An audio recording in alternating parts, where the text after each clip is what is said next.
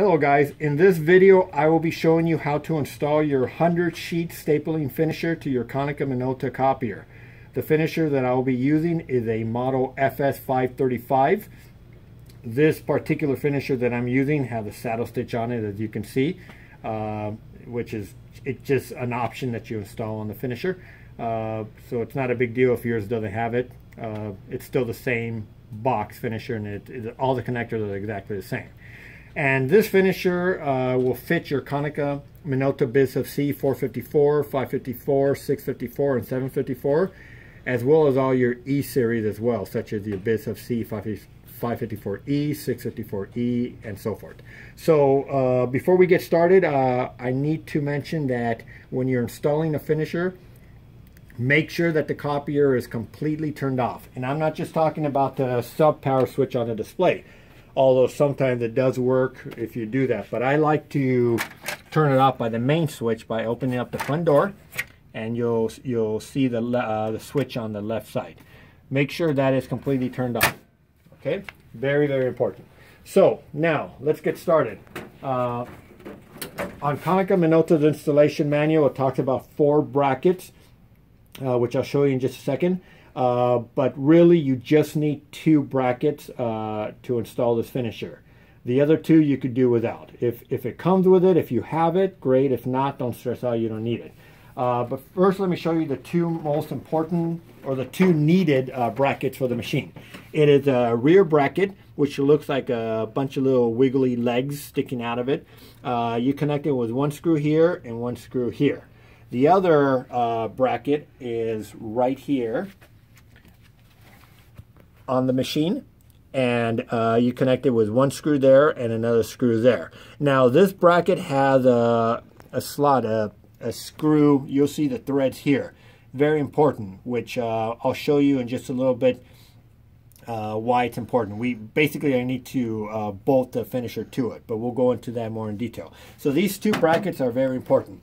The other 2 I'm just going to show you by hand first, and I'll tell you where they go. This is the 3rd bracket, and this is the 4th bracket. Okay, again, if your finisher or your copier did not come with it, I personally never install them myself unless they're already in the finisher. I don't take them off, but I don't go around looking for them to install them. But I'll show you where they go if you want to know. First one, this one goes to the finisher. This finisher, I went ahead and installed it just for your view. Basically, it's just like that, and 1 screw there, which is right there. Okay, the other one goes inside your machine. You just pop it in like that, and 1 screw in there.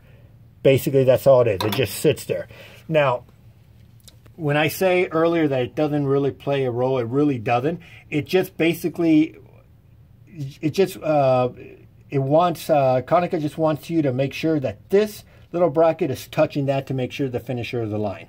Most of the time it is. Unless you got a really wiggly floor or slanted floor, then you're probably going to have to adjust the tires. But that's why it's really not important. So anyhow, so let's get started with the connectors on how to connect your finisher. So if you bought the machine from us, most likely the bridge is going to already be installed, which is brackets and so forth, as well as the cable. But if your cable is not installed, I'll show you how to install it. So let's get it back to the machine. So there's 1 cable coming out. Okay, there's 1 cable coming out from the bridge that connects inside behind this decorative cover. Now, sometimes your machine is missing this cover, which is not a big deal, just a decorative cover. But mine is installed, so I'm just going to remove it by 1 simple screw. Just like that. You put your finger here, and you just pretty much just pop it out, just like that. It's just a decorative cover. You don't need to put it back. If your machine's going up against a wall, a lot of our customers just don't bother putting it back. That way it can have an easy access. But it's your choice. It's just a decorative cover. So anyhow, this cable consists of 2 connectors, and they look like this. The large white one and a smaller black head one. So very simple. You just pop this in there like that, and then you pop in the 3rd one, and there you have it. So it's that simple. It just sits like that. So I'm going to go ahead and put my cover back. It's real simple. I start with the left side, just like that, and make sure that the black cable is on the left side and the gray one comes from the center, and just pretty much pop it in there.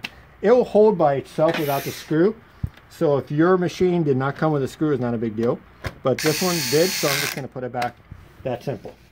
The next cable we're going to talk about is coming out of your finisher. Now this cable consists of 3 plugs, okay? So what I like to do, I like to put the finisher on a V-shaped angle here so that it's easy access, so I don't have to try to squeeze in there. So I'm going to start with a big connector, just pop that under like that, and then I'm going to do the second one, the small one here. It could be in any order, it doesn't matter, whatever you like. And I'm going to put the top one now, just pop it in there, make sure it's seated in there properly. Now we're going to push the finisher up against the machine.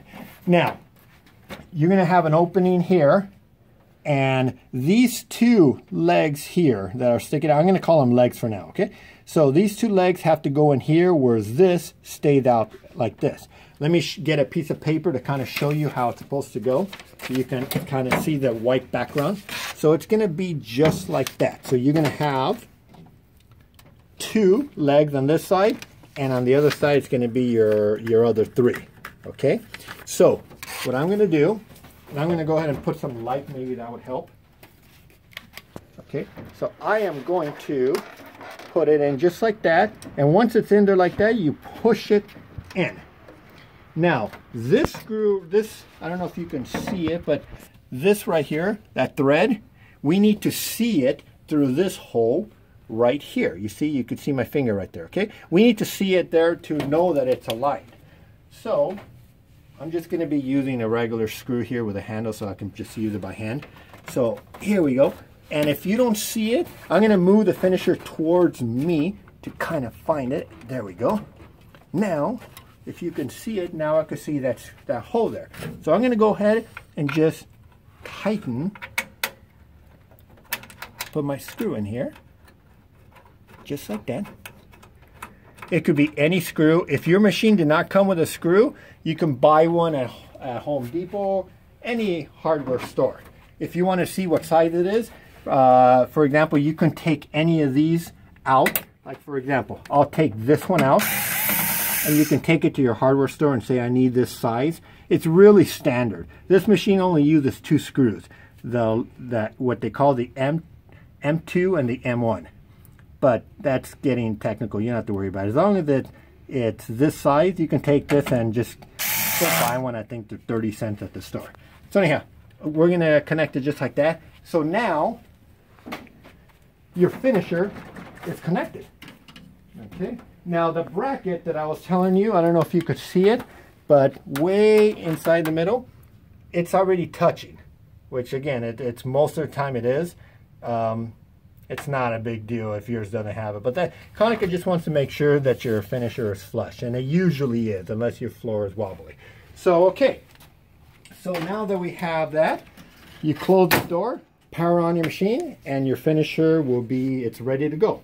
So if you have any questions, go ahead and give us a call or visit us online and chat with one of our reps directly online, and we'll help you out. Thank you for watching.